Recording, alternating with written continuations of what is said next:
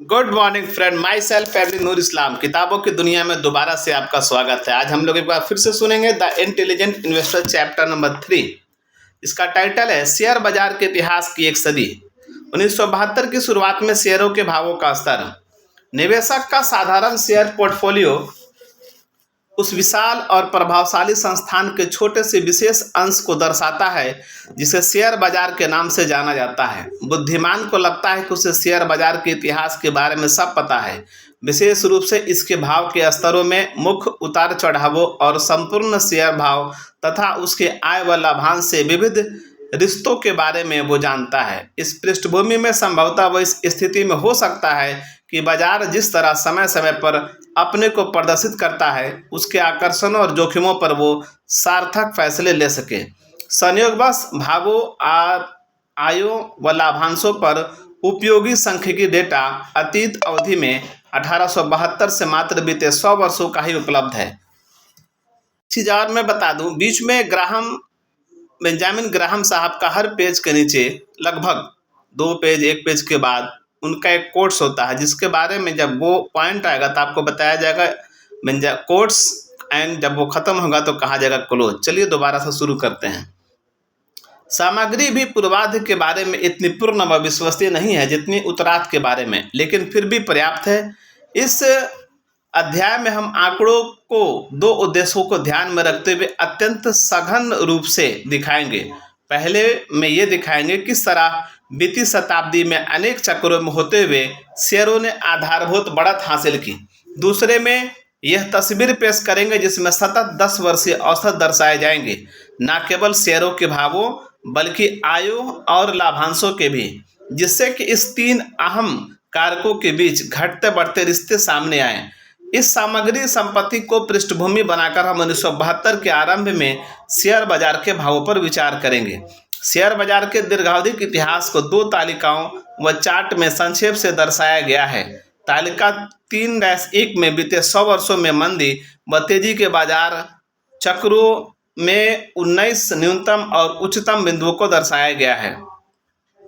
यहाँ हमने 2 सूचकांकों का उपयोग किया है। पहले में 1870 में काउल्स कमीशन के अध्ययन से शुरू करके इसे जाने माने स्टैंडर्ड एंड पुअर्स के 500 शेयरों के संयुक्त सूचकांक में जारी रखते हुए मिश्रित रूप से ये टेबल है major stock market swing between 1871 and 1971। Year column है year Cowles standard 500 compositive high low compositive decline high low decline. 1871 में लो 4.64, 1881 में हाई 6.58, 1885 में लो 4.24 डिक्लाइन 28%, 1887 में 5.90% हाई, 1893 में 4.0% लो डिक्लाइन 31%, 1897 में डाउ जोन्स इंडस्ट्रियल एवरेज लो 38.85%, 1899 में 77.6%, 1900 में डाउ जोन्स इंडस्ट्रियल एवरेज 53.5% लो डिक्लाइन 31%, 1901 में काउल्स स्टैंडर्ड 500 कंपोजिटिव का लो 10.03%। इसी तरह करके ये चार्ट 1972 तक है, जिसमें CS 500 का हाई और लो 100 है मिला करके दोनों, और डाउ जोन्स इंडस्ट्रियल एवरेज का मिला करके 900। दूसरे में कुछ अधिक विख्यात Dow Jones industrial average DJIA या द डाउ को 1897 में दर्शाया है, जिसमें 30 कंपनियां शामिल हैं, जिसमें से एक अमेरिकन टेलीफोन एंड टेलीग्राफ और शेष 29 बड़े औद्योगिक उद्यम हैं। चार्ट 1 जो स्टैंडर्ड एंड पुअर्स के सौजन्य से प्रस्तुत है वो 1900 से लेकर 1970 तक के 425 औद्योगिक शेयर सूचकांक के बाजार उतार चढ़ावों को दर्शाता है। इस अवधि के लिए DJIA का चार्ट भी काफ़ी कुछ इसके जैसा ही लगेगा। पाठकों को इसमें 3 बिल्कुल अलग अलग के पैटर्न दिखाई देंगे, जिनमें से प्रत्येक में 70 वर्षों का एक तिहाई हिस्सा आता है। पहला पैटर्न 1900 से 1924 तक का है, जो एक श्रृंखला को दर्शाता है। इसमें काफ़ी हद तक एक जैसे बाजार चक्र हैं जो 3 से 5 वर्षों के हैं। इस अवधि में वार्षिक औसत बढ़त लगभग 3% की रही। इसके बाद हम तेजी के बाजार के नए युग में प्रवेश करते हैं जो 1929 के चरम पर जा पहुंचा था। इसके बाद बाजार डूबने के भयावह परिणाम सामने आए और फिर 1949 तक काफ़ी अनियमित उतार चढ़ाव रहे। 1949 और 1924 के औसत स्तर की तुलना करें तो हम पाएंगे कि बढ़त की वार्षिक दर मात्र 1.5% रही। अतः अपने दूसरी अवधि के अंत में हम पाते हैं कि लोगों में साधारण शेयरों के प्रति कोई उत्साह नहीं था। विपरीत के नियम के अनुसार यह समय हमारे इतिहास के सबसे शानदार तेजी के बाजार की शुरुआत के लिए सर्वोत्तम था, जो हमारे चार्ट की अंतिम तिहाई में दिखता है। यह अवस्था दिसंबर 1968 में संभवतः अपने शीर्ष पर थी, जब स्टैंडर्ड एंड पुअर्स का 425 औद्योगिक शेयर सूचकांक और उसके 500 कंपोजिटिव शेयरों में 118 पर पहुंच गया था। जैसा कि तालिका 3.1 में दर्शाया गया है, 1949 से 1968 के बीच अनेक बड़ी बाधाएं आईं, विशेष रूप से 1956-57 और 1961-62 में। लेकिन तत्पश्चात क्षतिपूर्ति इतनी तेजी से हुई कि उन्हें अलग बाजार चक्र की जगह एकल तेज बाजार में दीर्घ स्वीकार अर्थविज्ञान में गिरावट माना गया था। मध्य 1949 में द डाउ में 162 के न्यूनतम स्तर और 1966 की शुरुआत में 995 के उच्चतम स्तर के बीच के 17 वर्षों में 6 गुना बढ़त हुई, जिसमें औसत चक्रवृद्धि दर 11% प्रति वर्ष थी और इसमें लाभांश की गणना शामिल नहीं, जो मान लें कि लगभग 3.5% प्रति वर्ष रही। स्टैंडर्ड एंड पुअर्स के कंपोजिटिव इंडेक्स को बढ़त डीजेआईए की तुलना में कुछ अधिक, वस्तुतः 14 से 96% तक थी। यह 14% की बेहतर रिटर्न 1963 में और इसके बाद एक बहुपरिचारित अध्ययन में दर्ज हुई।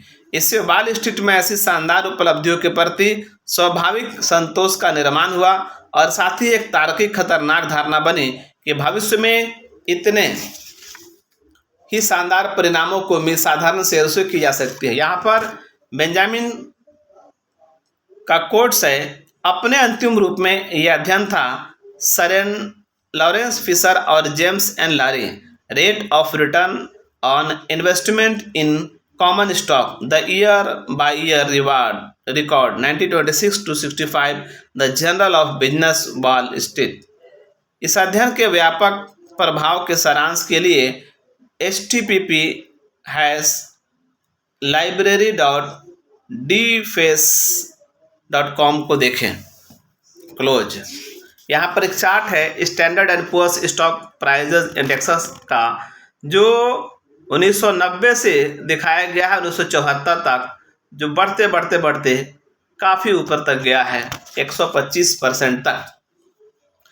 बहुत कम लोग इस विचार तक पहुंच सके कि वो अत्यधिक बढ़त शायद इस बात का संकेत थी कि ये पहले से अति पर थी। इसके बाद 1968 के उच्चतम से 1970 में न्यूनतम तक की आगामी गिरावट स्टैंडर्ड एंड पुअर्स कंपोजिटिव में 36% थी और डीजीआई में 37%, जो कि 44% के बाद सबसे बड़ी गिरावट थी, जिसे 1939 से 1942 में दर्ज किया गया था। यह पर्ल हार्बर के बाद की असुरक्षा और अनिश्चितता को दर्शाती है। वॉल स्ट्रीट की विलक्षणता से नाटकीय रूप से मई 1970 के न्यूनतम स्तर के बाद बड़ी तेजी से दोनों औसतों में रिकवरी हुई। 1972 की शुरुआत में स्टैंडर्ड एंड पुअर्स ने अपना अब तक का नया उच्चतम स्तर स्थापित किया। अगर दोनों वर्षों के औसत आंकड़ों का उपयोग करें तो 1949 और 1970 में वार्षिक वृद्धि दर बढ़त S&P कंपोजिटिव या औद्योगिक सूचकांक में लगभग 9% रही। बेशक बढ़त की यह दर 1950 से पहले ही किसी भी समान अवधि की तुलना में बहुत अधिक थी, लेकिन बीते दशक में बढ़त दर कहीं कम थी। S&P कंपोजिटिव इंडेक्स में 5.5% तथा एक वक्त के सुपरिचित DJIA में 3% थी। इस दशकों में हमारी शेयर अर्थव्यवस्था के साथ क्या हुआ, इसके संपूर्ण दृश्य को जानने के लिए भाव गतिविधि रिकॉर्ड में आय और लाभांश के तदनुरूप आंकड़े भी जोड़ने होंगे। हमने ऐसा ही एक संक्षिप्त विवरण अपनी तालिका 3-2 में दिया है। पाठकों से इन आंकड़ों का सावधानी से अध्ययन करने की उम्मीद कम है, लेकिन हमें आशा है कुछ लोगों के लिए ये दिलचस्प और शिक्षाप्रद होंगे। इस पर हम ऐसे टिप्पणी करते हैं, पूरे दशक के आंकड़े वर्ष दर वर्ष के उतार चढ़ाव को दर्शाते हैं तथा आमतौर पर सतत वृद्धि की तस्वीर बनाते हैं। वो दो दशकों में से केवल 2 1891 से 1900 तथा 1931 से 1940 के शुरुआती प्रदर्शन के बाद आय व औसत भावों में कमी आई तथा 1900 के बाद किसी भी दशक में औसत लाभांश में कमी नहीं दिखाई दी। लेकिन तीन सभी वर्गों में वृद्धि दर काफी भिन्न है।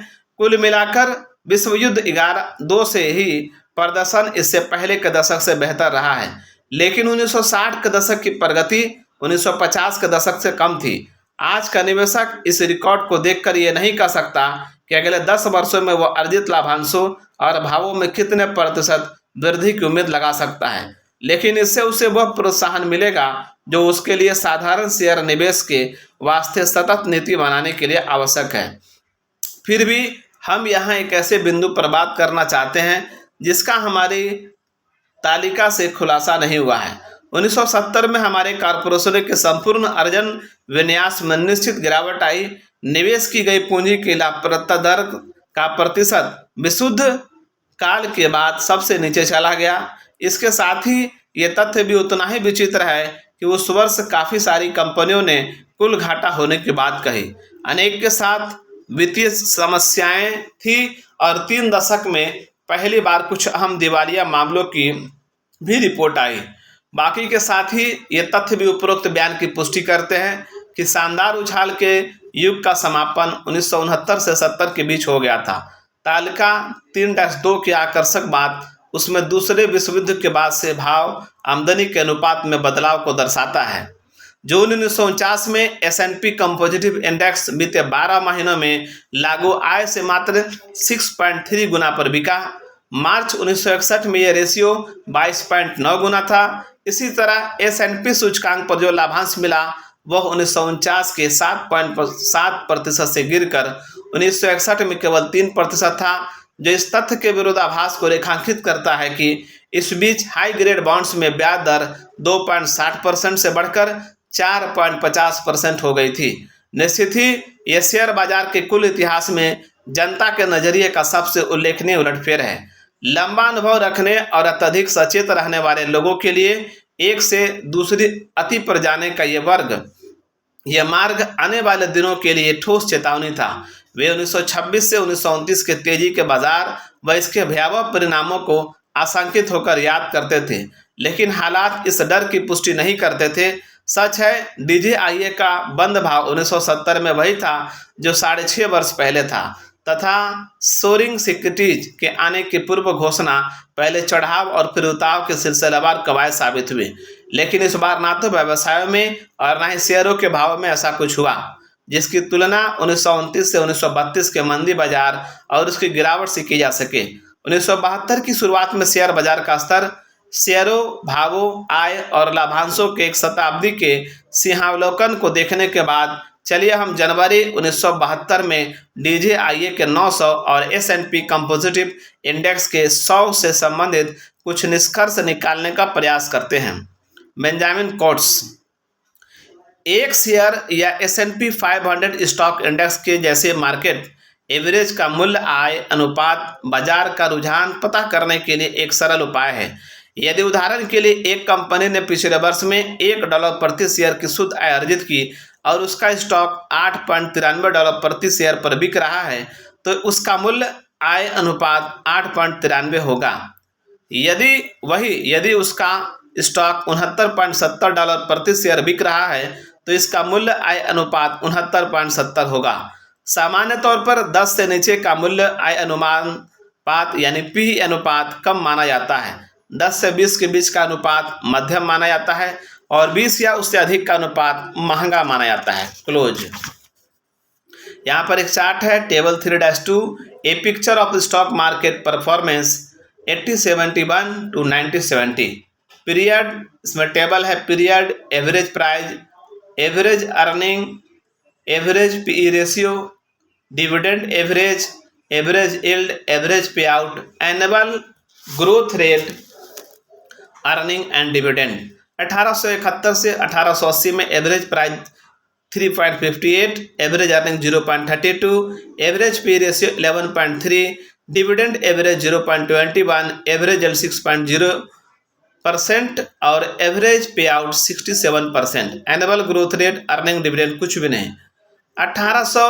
1881 से 1890 में average price 5 rupees, average earning 0.32, average P ratio 15.6, dividend average 0.24, average yield 4.7, average pay out 75, annual growth rate earning -0.64, dividends -0.66।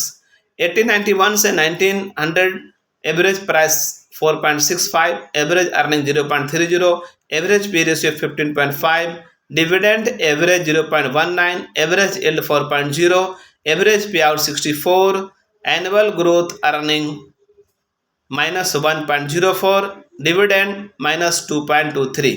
इसी तरह ये चार्ट 1968 से 1970 तक का है, जिसमें 1968 से 1970 के में एवरेज प्राइस हो जाता है 93.25, average earning 5.60, average P ratio 16.7, dividend average 3.13, average yield 3.3, average pay out 56, average growth rate earning +6.30, dividend +5.60.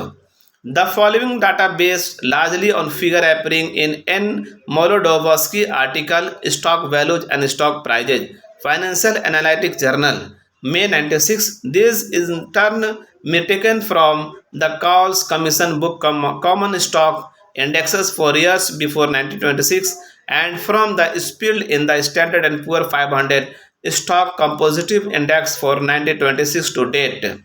The annual growth rate figures are Molodowsky compilations covering successive 21 years period ending in 1819 and 1980. Growth rate for 1968 to 1970 was 1958 to 1960.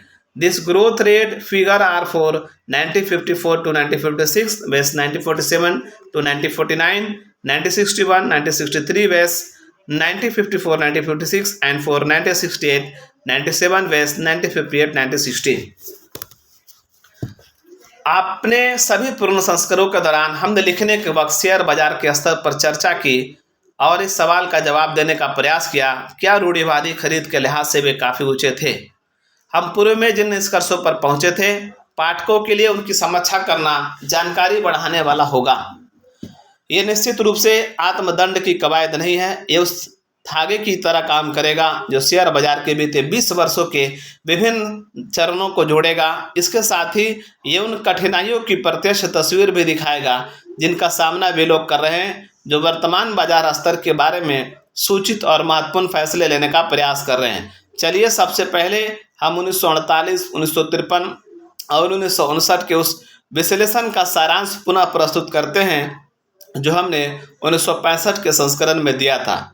1948 में हमने Dow Jones के 180 के स्तर के लिए रूढ़िवादी मानकों का उपयोग किया और हमें इस निष्कर्ष पर पहुंचने में कोई कठिनाई नहीं हुई कि आधारभूत मूल्यों की तुलना में यह बहुत अधिक नहीं है। जब हम 1953 में इस समस्या पर पहुंचे तो उस वर्ष बाजार का स्तर 275 पर पहुंच गया था, जो 5 वर्षों में 50% से अधिक लाभ था। हमने अपने आप से मुख्यतः वही सवाल किया कि हमारी राय में क्या डाउ जोन्स इंडस्ट्रियल का 275 का स्तर अच्छे निवेश के लिए बहुत अधिक है या नहीं। आगामी शानदार प्रगति के आलोक में ये रिपोर्ट देना अजीब लगता है कि इससे हमारे लिए 1953 के स्तर के आकर्षण संबंधी किसी भी ठोस निष्कर्ष तक पहुंचना आसान नहीं है।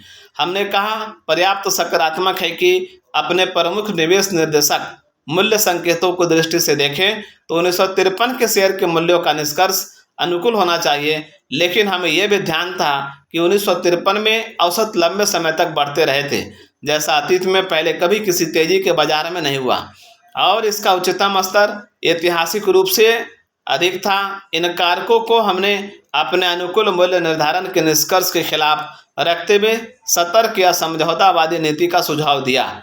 जैसा कि साबित हुआ कि ये कोई विशेष रूप से शानदार सलाह नहीं थी। एक अच्छे भविष्यवक्ता ने पहले ही देख लिया होता कि इस बाजार का स्तर अगले 5 वर्षों में अतिरिक्त 100% बढ़ने वाला था। संभवतः हम अपनी आत्मरक्षा में ये कह सकते हैं कि जो लोग शेयर बाजार पूर्व अनुमान के कारोबार में लगे हैं उनमें से शायद ही किसी को हमसे बेहतर आभास था कि आगे क्या होने वाला था। वैसे हम पूर्व अनुमान के कारोबार में नहीं हैं। 1959 की शुरुआत में हमने पाया कि DJIA अपने अब तक के सर्वाधिक स्तर 584 पर था। हमारा विस्तृत विश्लेषण जिन बिंदुओं को ध्यान में रखकर किया गया उन्हें निम्न प्रकार के सार रूप में कह सकते हैं। 1959 के संस्करण में कुल मिलाकर हम ये निष्कर्ष देने को मजबूर हैं कि शेयरों के भावों का मौजूदा स्तर खतरनाक है। इसलिए यह जोखिम पूर्ण हो सकता है क्योंकि भाव पहले से ही काफ़ी अधिक है। लेकिन अगर ऐसा नहीं होता तो भी बाजार की गति ऐसी है जो इसे अनिवार्य रूप से अन्यायपूर्ण ऊंचाइयों तक पहुंचा सकती है। साफ कहें तो हम भविष्य में ऐसे बाजार की कल्पना नहीं कर सकते जिसमें कभी गंभीर हानि न हो और जिसमें हर नौसिखिए को अपने शेयर खरीद पर बड़े मुनाफे की गारंटी मिल सके। 1959 में हमने जो सतर्कता व्यक्त की थी वह 1954 में हमारे रवैये की तुलना में अगली कड़ी से कुछ हद तक बेहतर ढंग से न्यायसंगत साबित हुई थी। फिर भी ये पूरी तरह से सही साबित होने से बहुत दूर थी। 1961 में DJIA 685 तक बढ़ गया और तत्पश्चात उसी वर्ष आगे चलकर थोड़ा गिरकर 584 के स्तर से नीचे 566 तक हो गया। यह 1961 के अंत का पुनः 735 तक चढ़ गया तथा मई 1962 में गिरकर लगभग हलचल पैदा करने वाले स्तर 536 पर पहुंच गया, जो 6 महीने की छोटी सी अवधि में 27% की हानि दर्शाता है। उसी वक्त सबसे लोकप्रिय ग्रोथ स्टॉक में आर्थिक गंभीर सिकुड़न आई, जिसका सबूत इंटरनेशनल बिजनेस मशीन्स जैसी निर्विवाद दिग्गज में बड़ी गिरावट में मिला, जो दिसंबर 1961 में 607 की ऊंचाई से जून 1962 में 300 पर आ गया। इस काल में छोटे उद्योगों के साधारण शेयर भी पूरी तरह धराशायी हो गए। इन कथित हॉट इश्यूज को आम जनता को हास्यास्पद रूप से उच्च भावों पर प्रस्तावित किया गया था तथा इसके बाद जिस तरह इसके स्तर को लेकर गैर जरूरी सट्टे का समर्थन मिला वो मूर्खता से कम नहीं था। इनमें से अधिकांश कुछ ही महीनों के भीतर अपने प्रस्तावित भाव से 90% तक नीचे आ गए। 1962 के पूर्वार्ध की गिरावट अनेक स्वीकार स्पेकुलेटर्स तथा अपने को निवेशक कहने वाले अनेक विवेकहीन व्यक्तियों के लिए विनाशकारी नहीं तो चिंताजनक अवश्य थी। लेकिन उस वर्ष बाद में हुआ उलटफेर भी वित्त समुदाय के लिए उतना ही अप्रत्याशित था। शेयर बाजार औसत ने अपनी ऊपर की यात्रा फिर शुरू की और इसके निम्न परिणाम रहे। दिसंबर DJIA 735, Standard and Poor's 500 stock 72.64, जून 96 50, DJIA 536, Standard and Poor's 500 stocks 52.32, नवंबर 1964 DJIA 892, स्टैंडर्ड एंड पुअर्स 86.28। साधारण शेयरों की भाव की रिकवरी और नई बढ़त निश्चित ही असाधारण थी और इससे वॉल स्ट्रीट संवेदना में तदनुरूप सुधार आया। जून 1962 में निचले स्तर का पूर्वानुमान मुख्य रूप से मंदी के बाजार की ओर था और आंशिक रिकवरी के बाद वर्ष के अंत तक ये मिश्रित रहा, जिसमें संशय की तरफ झुकाव रहा। लेकिन 1964 की शुरुआत के वक्त ब्रोकरेज फर्मों में स्वाभाविक आशावाद पुनः सिर उठाने लगा। लगभग हर पूर्व अनुमान तेजी के पक्ष में था और यही 1964 के आगे बढ़ने के साथ जारी रहा। इसके बाद हमने नवंबर 1964 के शेयर बाजार स्तर DJIA के लिए 892 के मूल्यांकन का कार्य किया। इस पर अनेक कोणों से शिक्षाप्रद चर्चा के बाद हमने 3 मुख्य निष्कर्ष निकाले। पहला, पुराने मानक मूल्यांकन के उपयोगी प्रतीत नहीं होते और नए मानक अभी समय के साथ जांचे नहीं गए हैं। दूसरा, निवेशकों को अपनी नीति प्रमुख अनिश्चितताओं के आधार पर बनानी चाहिए।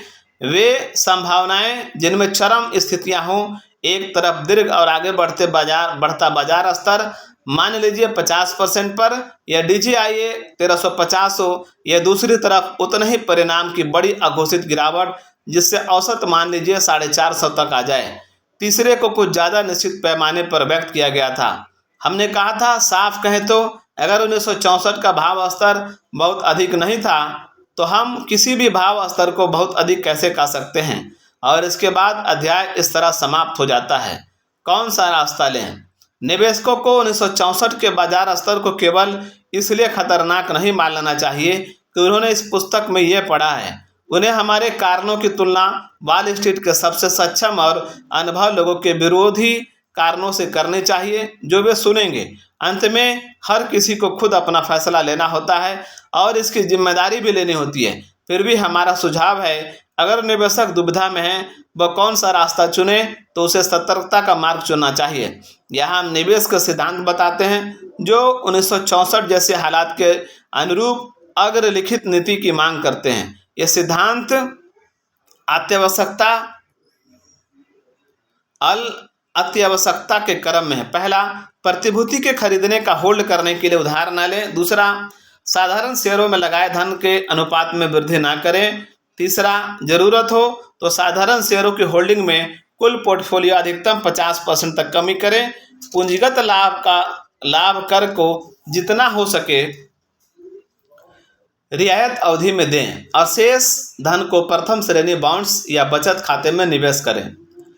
वे निवेशक जो कुछ समय से प्रमाणिक डॉलर लागत औसत योजना का पालन कर रहे हैं, वे तर्क के आधार पर या तो अपनी आवधिक खरीद को जारी रखें या उन्हें तब तक विलंबित रखें जब तक उन्हें यह एहसास न हो जाए कि बाजार स्तर अब जोखिमपूर्ण नहीं लगता।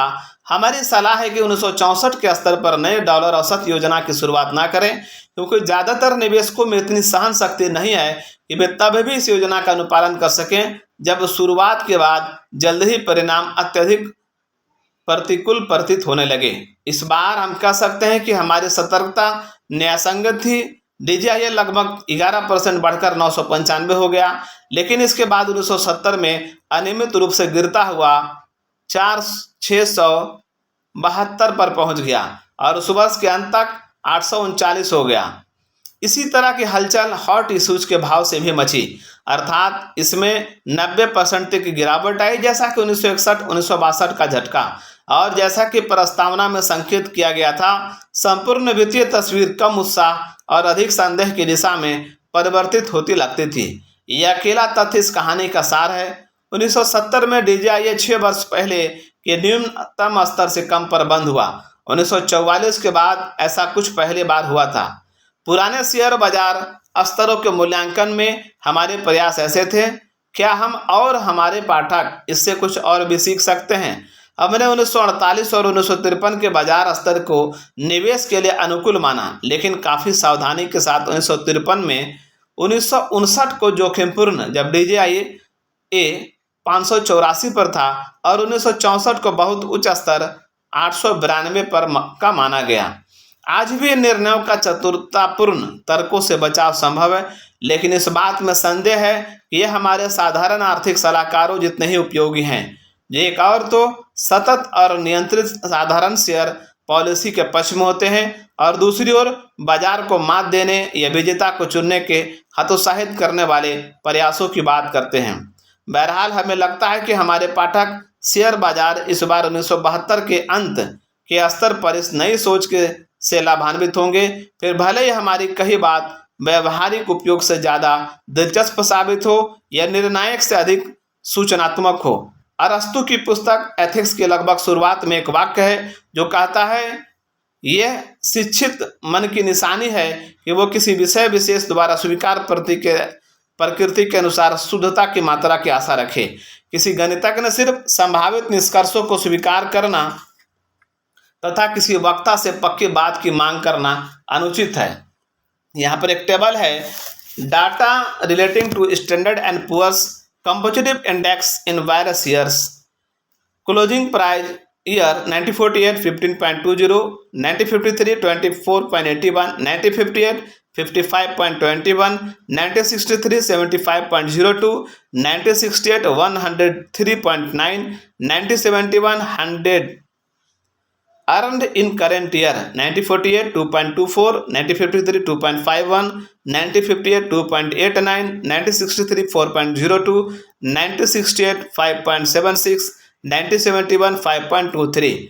Average earning of last 3 years, 1948 1.65, 1953 2.44, 1958 2.22, 1963 3.63, 1968 5.73, 1978 5.53. Dividend in current years, 1948 193.93, 1953 1.48, 1958 1.75, 1963 2.28, 1968 6.51, 1971 7.57%. Wholesale price index 9048 87.9, 9053 92.7, 9058 100.4, 9063 105.0, 9068 108, 9071 114.3. Ratios price last year earning 9048 6.3 multiple, 9053 9.9 multiple, 9058 18.4 multiple, 9063 18.6 multiple, 9068 18 multiple, 9078 19.2 multiple. Price 3 year earnings 9048 9.2 multiple, 9053 10.2 multiple, 9058 17.6 multiple, 9063 20.7 multiple, 9068 19.5 multiple, 9071 5.53. Dividend yield 9048 5.6%, 9053 5.5%, 9058 3.3%, 9063 3.0%, 9068 2.87%, 9071 3.11%. Stock earning yield alpha bond yield 9048 3.96 multiple, 9053 3.20 multiple, 9058 1.41 multiple, 9063 1.10 multiple, 9068 0.80 multiple, 9071 0.72 multiple.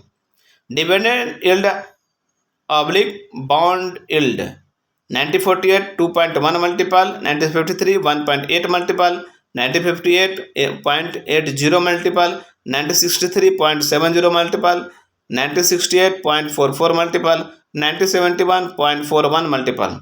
Earning oblique book value 9048 11.2%, 9053 11.8%, 9058 12.8%, 9063 10.5%, 9068 1.5%, 9071 11.5%.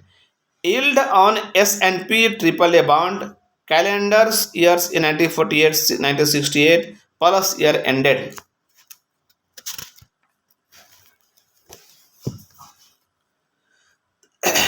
वित्त विश्लेषक का कार्य गणित और वक्ता के बीच में कहीं होता है।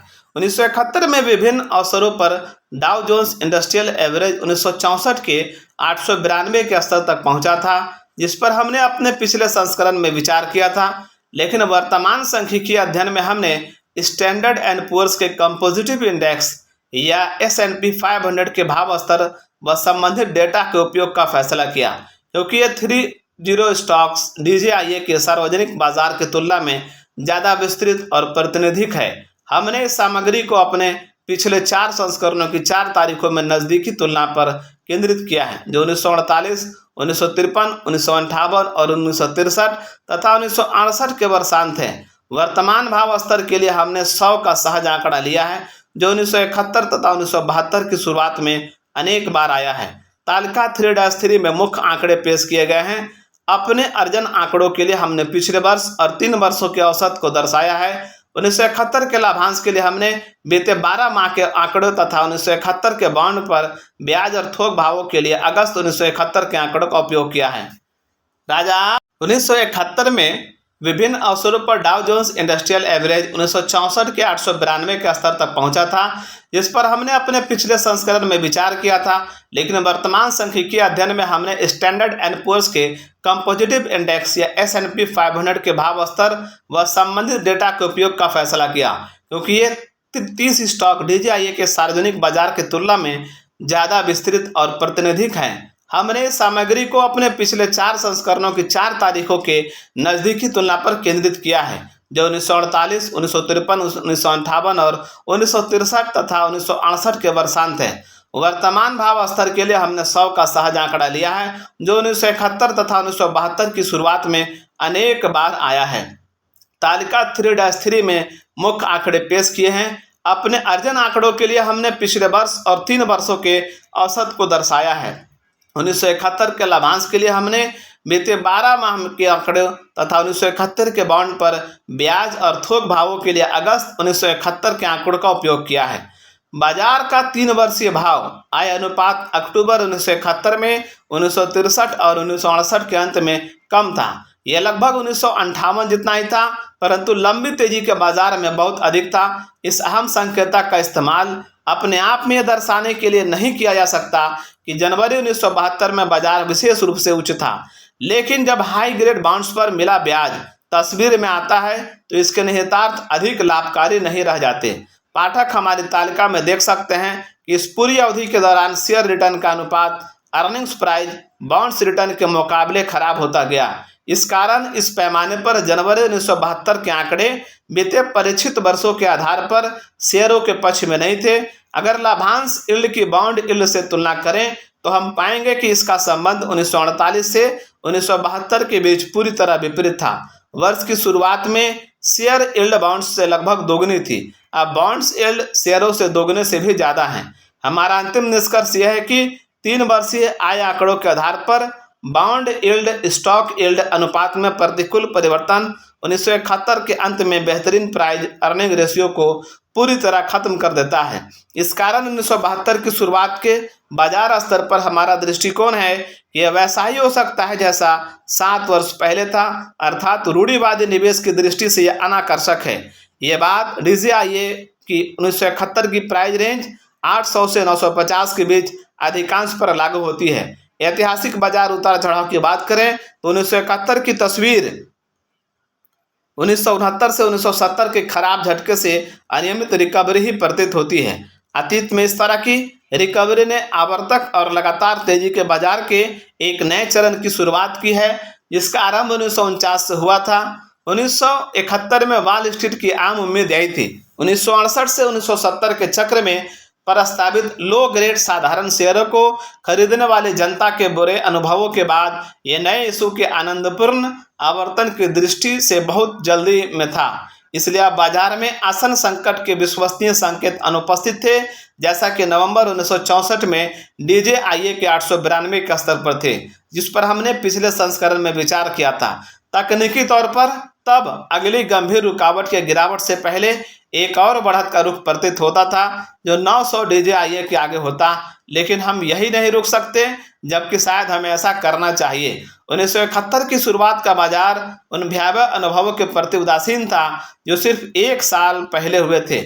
यह हमारे लिए बेचैन करने वाला संकेत था। क्या ऐसी असावधानियां अदंडित रहनी चाहिए? हमें लगता है निवेशक को आने वाले कठिन समय के लिए तैयार रहना होगा, जो संभवतः 1960 से 1970 की गिरावट का काफी त्वरित पुनः प्रदर्शन जैसा या संभवतः तेजी के बाजार का एक और झटका होगा, जिसके बाद एक ज्यादा अनर्थकारी गिरावट आएगी। कौन सा मार्ग ले? पिछले संस्करण में हमने जो कहा है उसे फिर से देखें। इस भाव स्तर मान लीजिए 900 पर DJIA के लिए, तो 1972 की शुरुआत में हमारा नजरिया वही है जो 1964 के अंत में था। अध्याय 3 पर टिप्पणी। अगर आपको नहीं पता कि आप कहाँ जा रहे हैं तो सावधान हो जाए, क्योंकि आप शायद वहां पहुंच नहीं सकेंगे। योगी बेरा। तेजी के बाजार का पाखंड। इस अध्याय में ग्राहम दर्शाते हैं कि वे कितने भविष्य सूचक हो सकते हैं। उन्होंने 2 वर्ष आगे देखकर 1973-1974 के प्रलयकारी मंदी के बाजार का अंदाजा लगा लिया था, जब अमेरिकी शेयरों के भाव उनके मूल्य से 37% तक घट गए थे। उन्होंने भविष्य में 2 दशक से भी आगे तक विचार किया और मार्केट गुरुओं और उनके बेस्ट सेलिंग पुस्तकों के तर्कों की हवा निकाल दी, जो उनके जीवन काल में क्षितिज पर दिखाई भी नहीं दे रहे थे। ग्राहम के तर्क की मुख्य बात यह है, इंटेलिजेंट इन्वेस्टर को कभी भी भविष्य का पूर्वानुमान नहीं लगाना चाहिए, खासतौर पर अतीत के आंकड़े देखने के बाद। दुर्भाग्य से यही गलती 1990 के दशक में एक के बाद एक विशेषज्ञ दोहराते रहे। तेजी के बारे में बताने वाली अनेक पुस्तकें, जैसे वार्टन के फाइनेंस प्रोफेसर जेरेमी लीगल की स्टॉक फॉर लॉन्ग रन 1994 के साथ ही जेम्स ग्लासमैन व केविन हैसेट की डाउ 36,000, डेविड एलियास की डाउ 40,000 और चार्ल्स कैडलैक की डाउ 1 लाख सभी वर्ष 1999 में प्रकाशित खूब बिकी। पूर्व अनुमान लगाने वालों ने तर्क दिया कि 1812 की मुद्रास्फीति के बाद शेयर पुनः अपने 7% के वार्षिक औसत पर लौट आए थे। इस कारण उन्होंने निष्कर्ष निकाला कि निवेशकों को भविष्य में यही आशा रखनी चाहिए। कुछ तेजड़िए ज़्यादा आगे चले गए, चूँकि शेयरों ने कम से कम 30 वर्षों के किसी भी समय में हमेशा ही बॉन्ड्स को मात दी है। शेयर निश्चित ही बॉन्ड या बैंक के जमा नकद से कम जोखिमपूर्ण होने चाहिए, और अगर आप शेयरों को लंबे समय तक अपने पास रखकर इसे लेने के जोखिम को पूरी तरह समाप्त करना चाहते हैं तो फिर आप इसकी चिंता क्यों करते हैं? उसके लिए पहले पहल आपने क्या भुगतान किया है? 1999 और 2000 की शुरुआत में तेजी का बाजार का पाखंड हर कहीं था। यदि लाभांश को शामिल नहीं किया जाए तो कई स्टॉक्स उन 2 वर्षों में 47.8% तक गिर गए थे। 7 दिसंबर 1999 को फर्स्ट हैंड म्यूचुअल फंड के portfolio manager Kevin Landis CNN के मनी लाइन टीवी कार्यक्रम में आए थे। उनसे पूछा गया कि क्या वायरलेस टेलीकम्युनिकेशन के स्टॉक ओवरवैल्यूड हैं। अपनी आय से कई गुना अधिक पर ट्रेड होने के बाद भी लैंडिस के पास जवाब तैयार था। उन्होंने पलट कर कहा, ये कोई उन्माद नहीं है, इसकी स्पष्ट बढ़त विकास के कुल मूल्य को देखिए, ये कितना बड़ा है। 18 जनवरी 2000 को कैंपर फंड के मुख्य निवेश रणनीतिकार रॉबर्ट फ्रैंकलिन ने वॉल स्ट्रीट जर्नल में घोषणा की, ये न्यू वर्ल्ड ऑर्डर है। हमने देखा है कि लोग अच्छी कंपनियों जिनमें अच्छे लोग हैं, जिनका विजन उचित है, कि शेयर केवल इसलिए नहीं खरीदते क्योंकि उनका भाव बहुत अधिक है। निवेशक की यह सबसे बड़ी गलती है। 10 अप्रैल 2000 को बिजनेस वीक पत्रिका में लेहमन ब्रदर्स के प्रमुख निवेश रणनीतिक जेफरी एन एप्पलगेट ने मुखर अंदाज में पूछा कि आप शेयर बाजार सिर्फ भाव अधिक हो जाने के कारण बीते 2 वर्षों से अधिक जोखिमपूर्ण हो गया है? जवाब है नहीं, लेकिन इसका जवाब हाँ है। यह हमेशा से था, यह हमेशा रहेगा। और जब ग्राहम ने पूछा क्या इस तरह की मूर्खता अदंडित ही रह जाएगी, तो वे जानते थे कि इस सवाल का जवाब हमेशा नहीं ही होगा। किसी क्रोधित ग्रीक देवता की तरह शेयर बाजार ने हर उस व्यक्ति का नाश कर दिया जिसे इस पर यकीन हो गया था कि 1990 के दशक के अंत में मिलने वाला उच्च रिटर्न किसी तरह का ईश्वरीय अधिकार था। जरा देखिए कि लैंडिस, फ्रॉलिक और एप्पलगेट की भविष्यवाणियां किस तरह खाली गई। 2000 से 2002 तक लैंडिस के सबसे चहेते और अधिक स्थिर वायरलेस के शेयरों में नोकिया में मात्र 67% की गिरावट आई, जबकि ब्रेन स्टार कम्युनिकेशन में और भी बुरी 99.9% की कमी आई।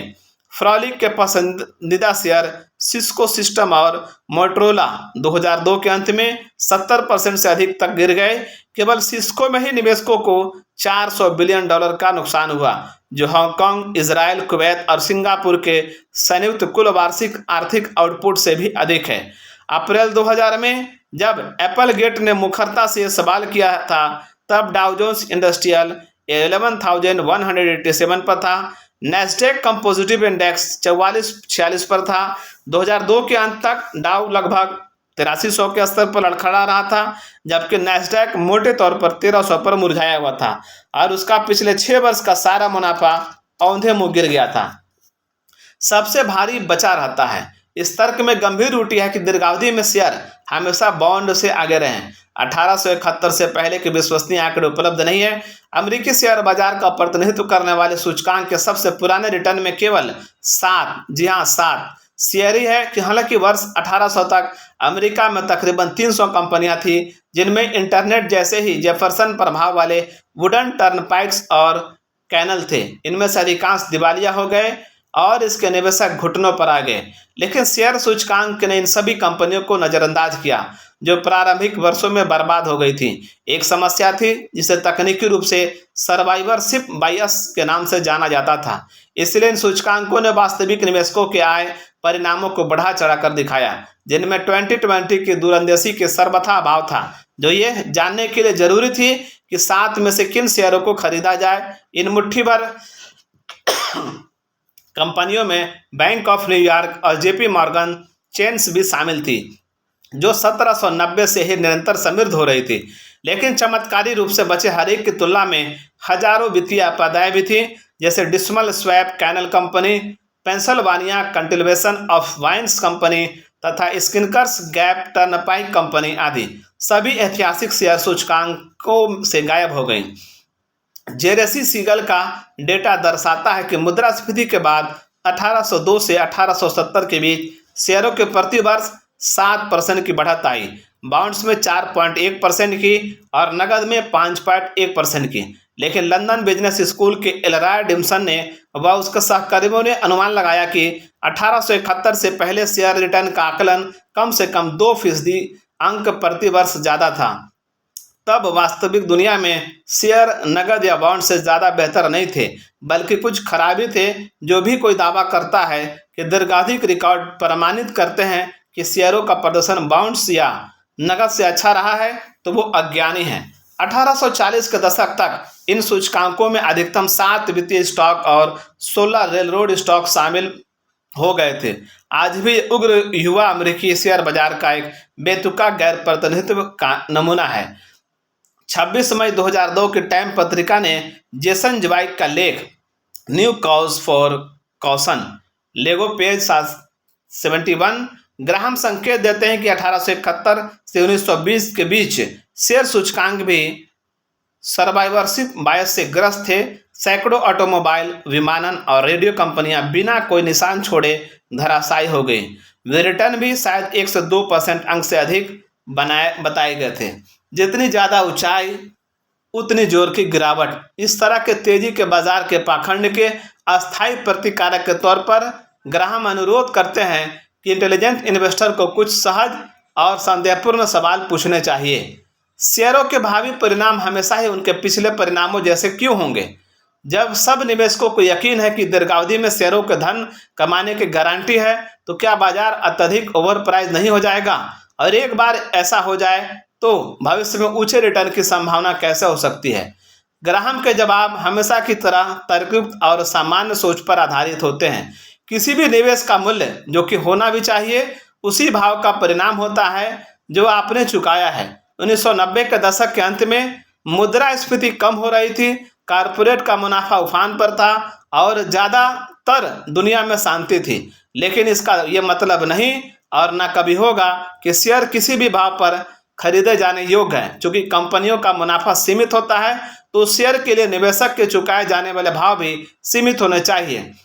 इसे इस तरह समझे, माइकल जॉर्डन सर्वकालिक महानतम बास्केटबॉल खिलाड़ी हो सकते हैं और वे अपने फैंस को विशाल चुंबक की तरह शिकागो स्टेडियम में खींच लेते हैं। शिकागो बुल्स ने एक बड़ी लेदर बॉल को लकड़ी के फ्लोर पर टिप्पा खिलाने के लिए $34 मिलियन तक दिए थे। लेकिन इसका यह मतलब नहीं कि बुल्स उन्हें $340 मिलियन या $3.4 बिलियन या $34 बिलियन प्रति सीजन देने को न्यायोचित सिद्ध करते थे। आशावाद की सीमा। ग्राहम चेतावनी देते हैं कि बाजार के हालिया रिटर्न जब लुभावने हो तो उस पर फोकस करके ये निष्कर्ष निकालना काफ़ी अतार्किक और खतरनाक हो सकता है कि भविष्य में साधारण शेयरों के समान रूप से शानदार परिणामों की उम्मीद की जा सकती है।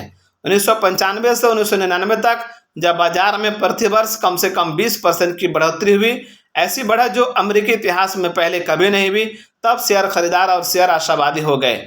1998 के मध्य में गैलप ऑर्गेनाइजेशन ने पेनवेबर ब्रोकरेज फर्म के लिए सर्वेक्षण किया। उसमें निवेशकों ने उम्मीद जताई कि उनका पोर्टफोलियो आने वाले वर्ष में मोटे तौर पर औसतन 13% अर्जित करेगा। 2000 की शुरुआत तक उनके औसत रिटर्न के 18% से अधिक तक छलांग लगाने की उम्मीद थी। सुबह पेशेवरों ने भी तेजड़ियों की तरह व्यवहार किया, जो भविष्य के रिटर्न पर अपने अनुमानों को बढ़ाते रहे। जैसा कि 2001 में एसीबी कम्युनिकेशन ने अपने पेंशन प्लान पर अनुमानित रिटर्न को 8.5% से बढ़ाकर 9.5% कर दिया था। 2002 आने तक Standard and Poor's 500 stock index ने अपनी कंपनियों के पेंशन प्लान के औसत अनुमानित रिटर्न दर बढ़ाकर 9.2% से की रिकॉर्ड ऊंचाई को छू गई। त्वरित फॉलोअप अत्यधिक उत्साह के भयंकर परिणामों को दर्शाता है। गैलप ने 2001 और 2002 में पाया कि शेयरों में एक वर्षीय रिटर्न की औसत उम्मीद 7% तक घट गई थी, जबकि अब निवेशक के 2002 के मुकाबले लगभग 50% कम भाव पर खरीद सकते थे। वॉल स्ट्रीट के हालिया अनुमान के अनुसार अपनी पेंशन योजनाओं पर रिटर्न में संबंधित उत्साहपूर्ण अनुमान लगाने वाली S&P 500 कंपनियों को 2000 से 2004 के बीच इसके लिए $12 बिलियन की कीमत चुकानी पड़ी। हालांकि सभी निवेशक जानते हैं कि उन्हें कम पर खरीदना और अधिक पर बेचना है, फिर भी वास्तव में वे दरअसल इसका उल्टा कर रहे होते हैं। इसका अध्ययन में ग्राहम ने सीधी चेतावनी दी है। विपरीत के नियम के अनुसार दीर्घावधि के लिए शेयर बाजार को लेकर निवेशक जितने ज़्यादा उत्साहित होते हैं, कम अवधि में उनका गलत साबित होना उतना ही ज़्यादा सुनिश्चित हो जाता है। 24 मार्च 2000 को यूएस स्टॉक मार्केट की कुल मूल्य $14.75 ट्रिलियन जितने शीर्ष पर था। 9 अक्टूबर 2002 तक केवल 30 महीनों बाद अमेरिकी शेयर बाजार का कुल कीमत $7.34 ट्रिलियन या 50.2% कम की रह गई थी, जो 7.41 ट्रिलियन की हानि थी। इसी बीच अनेक बाजार विशेषज्ञ काफी मंदड़िए हो गए थे और उन्होंने आने वाले वर्षों तक ही नहीं बल्कि आने वाले एक दशक तक के लिए समान या नकारात्मक बाजार रिटर्न की भविष्यवाणी कर दी। इस बिंदु पर ग्राहम एक छोटा सा सवाल पूछते हैं, ये देखते हुए कि पिछले बार जब ये विशेषज्ञ किसी चीज पर सहमत हुए थे तो अनर्थकारी रूप से कितने गलत साबित हुए थे। ऐसे में इंटेलिजेंट इन्वेस्टर हम उन पर विश्वास क्यों करें। निश्चित रूप से स्टॉक की सस्ती कीमत का मतलब यह नहीं था कि निवेशकों के स्टॉक से 7% रिटर्न की उम्मीद पूरी हो जाती। आगे क्या, इसके बजाय चलिए हम शोरगुल से दूर होकर भविष्य के रिटर्न पर ग्राहम के तरीके से विचार करते हैं। शेयर बाजार का प्रदर्शन 3 कारकों पर निर्भर होता है। पहला, वास्तविक बढ़त, कंपनियों की आय और लाभांश में वृद्धि। दूसरा, मुद्रास्फीति की बढ़त, पूरी अर्थव्यवस्था में हुई आम भाव वृद्धि। तीसरा, स्पेकुलेटिव बढ़त या गिरावट, लोगों में शेयरों के प्रति रुझान बढ़ना या कम होना। दीर्घावधि में प्रति शेयर कॉर्पोरेट की आय में औसत वृद्धि 1.5% से 2% वार्षिक रही। मुद्रास्फीति की गणना ना करें तो 2003 की शुरुआत में मुद्रास्फीति वार्षिक लगभग 2.4% थी।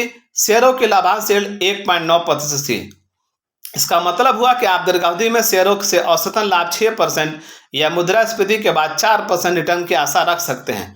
अगर निवेश करने वाली जनता को फिर लालच आता है और वह शेयरों को पुनः बाजार में उतार देती है तो उस स्पेकुलेटिव बुखार के कारण अस्थायी रूप से अधिक रिटर्न मिल सकते हैं। वहीं इसकी जगह निवेशक अगर भयभीत होंगे, जैसे कि 1930 और 1970 के दशक में थे, तो शेयरों का रिटर्न अस्थायी रूप से कम हो सकता है, जैसा हमारे साथ 2003 में हुआ।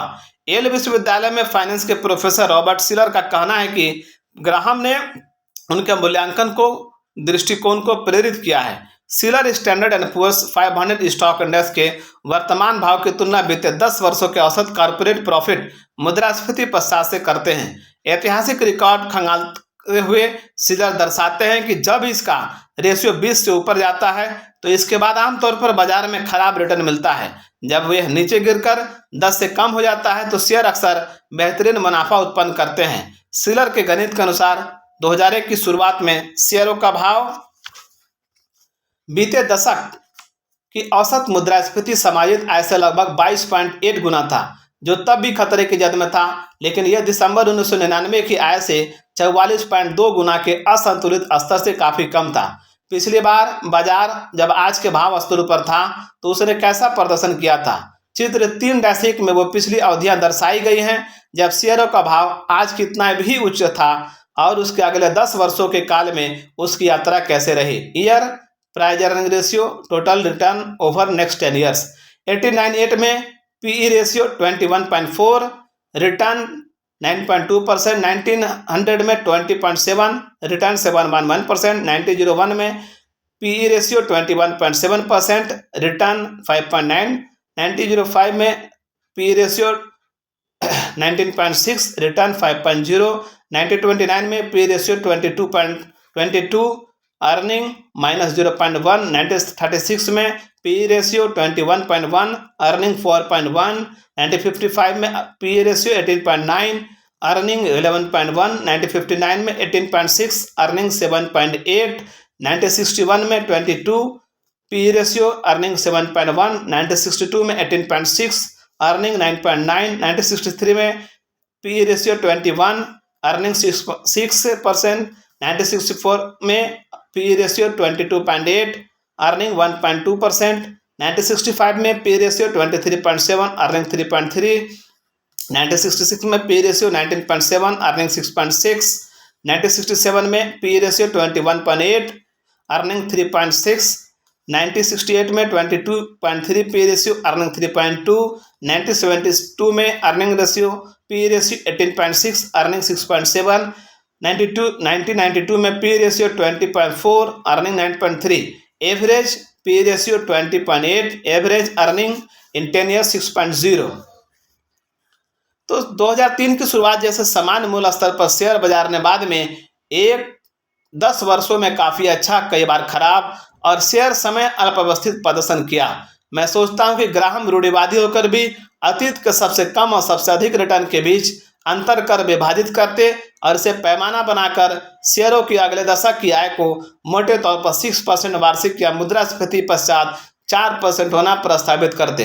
दिलचस्प बात यह है कि यह प्रस्तावित बिंदु उस अनुमान जैसा ही है जिसे हमने वास्तविक बढ़त, मुद्रास्फीति की बढ़त और स्पेकुलेशन बढ़त को साथ जोड़कर निकाला था। 1990 के दशक से तुलना करें तो 6% ऊँट के मुंह में जीरा है, लेकिन यह मामूली राशि उस मुनाफे से बेहतर है जो बॉन्ड से मिलने की संभावना है। और यही कारण है कि अधिकांश निवेशक पोर्टफोलियो विविधीकरण में शेयरों का हिस्सा बनाए रखते हैं। लेकिन ग्राहम की पद्धति में दूसरा सबक भी है। भविष्य में शेयर से मिलने वाले रिटर्न की भविष्यवाणी करने में आप केवल एक चीज पूरे विश्वास से कह सकते हैं कि शायद आप गलत साबित होंगे। अतीत हमें केवल यही एक निर्विवाद सत्य सिखाता है कि भविष्य हमेशा हैरान कर देने वाला होता है, हमेशा। और यहाँ तक कि वित्तीय इतिहास से स्वाभाविक परिणामों के नियम की बात करें तो वह यह है कि बाजार उन लोगों को काफी कठोरता से हैरान करता है जो ये मानते हैं कि भविष्य के प्रति उनके पूर्व अनुमान सही हैं। ग्राहम की तरह अपने पूर्व अनुमान शक्ति के प्रति विनम्र रहने से आप भविष्य को लेकर ऐसा बड़ा जोखिम लेने से बच सकेंगे जो बाद में गलत साबित हो। तो कुछ भी हो, आपको अपनी उम्मीदें कम रखनी होंगी, लेकिन इतनी सावधानी रखें कि अपनी आत्मा को निराश ना होने दें। इंटेलिजेंट इन्वेस्टर में आशा सदैव बलवान रहती है, क्योंकि ये रहनी भी चाहिए। वित्त बाजारों में भविष्य जितनी ज़्यादा खराब दिखता है, ये प्राय उतना ही बेहतरीन निकलता है। एक संदेहवादी ने ब्रिटिश उपन्यासकार और निबंधकार जी.के. बोस्टन से कहा, धन है वो जो कोई आशा नहीं रखता, क्योंकि वो कभी निराश नहीं होगा। वेस्टरसन ने जवाब दिया, धन है वो जो कोई आशा नहीं रखता, क्योंकि वो हर चीज़ का आनंद लेगा। यहाँ पर ये चैप्टर 3 क्लोज हुआ। आपको कैसा लगा जरूर बताइए। अच्छा लगा तो लाइक, शेयर, सब्सक्राइब जरूर कीजिए। Thank you.